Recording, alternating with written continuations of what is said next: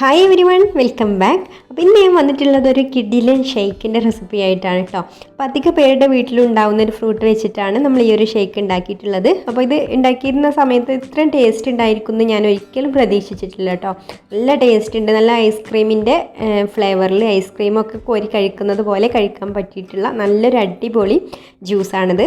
അപ്പോൾ നമുക്ക് എങ്ങനെയാണിത് തയ്യാറാക്കുക, എന്തുകൊണ്ടാണിത് തയ്യാറാക്കുക എന്നുള്ളതൊക്കെ ഒന്ന് നോക്കാം.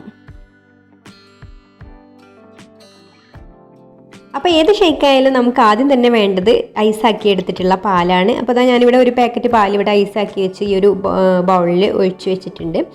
ചെറുതായിട്ട് ഒന്ന് ലൂസായി വന്നിട്ടുണ്ട് കേട്ടോ. ഇനി നമുക്കിത് മിക്സിയുടെ ജാറിലേക്ക് ഇട്ട് കൊടുക്കാം, ജ്യൂസിൻ ജാറിലേക്ക് ഇട്ട് കൊടുക്കാം. ഇനി മധുരത്തിന് ആവശ്യമായിട്ടുള്ള പഞ്ചസാര ചേർത്ത് കൊടുക്കാം.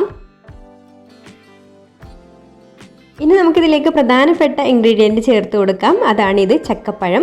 ചക്കപ്പഴം എന്നാണ് കേട്ടോ ഞങ്ങളിവിടെ ഇതിന് പറയുന്നത്. ഇനി വേറെ എന്തെങ്കിലും പേരുണ്ടെങ്കിൽ നിങ്ങൾ താഴെ കമൻറ്റ് ചെയ്യുക.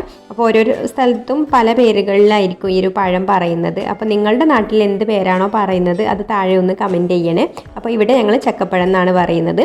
ഇനി ഇതിൻ്റെ ഞെട്ടി ഒന്ന് ഇതുപോലെ നമുക്ക് എടുത്ത് മാറ്റാം. ഇതിപ്പോൾ നന്നായിട്ട് പഴുത്തിട്ടുള്ള ചക്കപ്പഴമാണ് കേട്ടോ.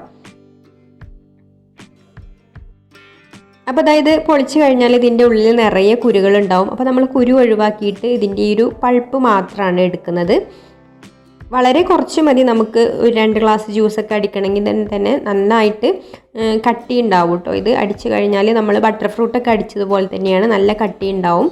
അപ്പോൾ നമുക്ക് കുരു ഒഴിവാക്കിയിട്ട് എത്രത്തോളം പൾപ്പ് നിന്ന് കിട്ടും അത്രത്തോളം എടുക്കാം.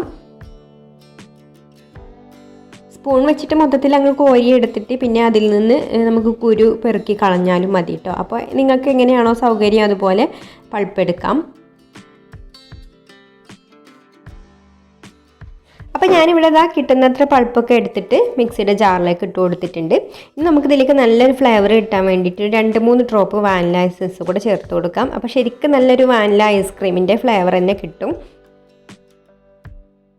ഇനി നമുക്ക് ജാർ അടിച്ച് വെച്ചിട്ട് ഇത് നന്നായിട്ടൊന്ന് ബ്ലെൻഡ് ചെയ്തെടുക്കാം.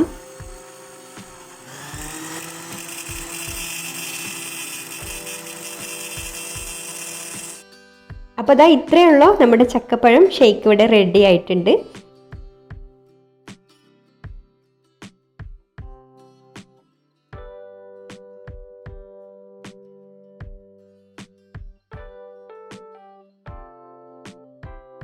ഇത് കുടിക്കുമ്പോൾ ഒന്ന് കടിക്കാൻ വേണ്ടിയിട്ട് ഞാനിതിലേക്ക് കുറച്ച് നട്ട്സും കൂടെ ഇട്ട് കൊടുക്കുന്നുണ്ട്.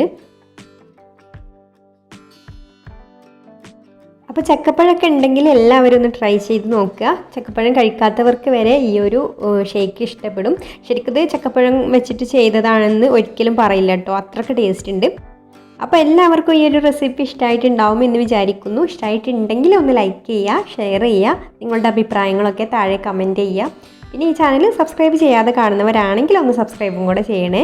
അപ്പോൾ ഇനി മറ്റൊരു നല്ല റെസിപ്പിയുമായിട്ട് അടുത്ത വീഡിയോയിൽ കാണാം. താങ്ക്